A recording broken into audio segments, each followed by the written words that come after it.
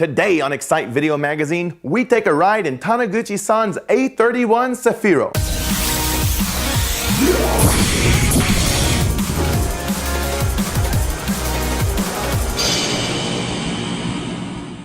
This spring, I went to the 7th Chiki Drift Day where I got to meet Taniguchi-san. Taniguchi-san drives this A31 Cefiro and it's really cool. We're not doing music today. We're gonna do a quick walk around, show off the car a little bit and get straight to drifting. This is the closest you can get to a Japanese drift day without actually being there. The A31 shares its chassis with the C33 Laurel, F31 Leopard and the R32 Skyline. It's running an RB20, but the way he said it makes me think that the inside has been fiddled with a bit. This car is the essence of a pure Japanese drift car.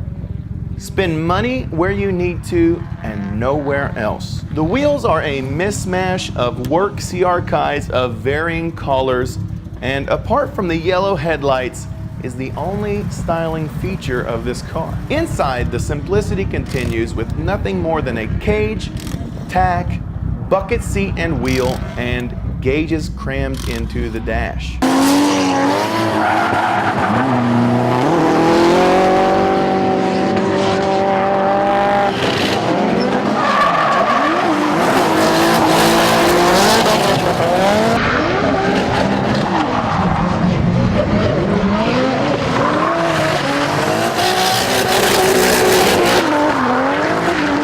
I caught a couple of his runs earlier and I was happy to get a ride along. After a tire change and a refuel, we are ready to rock.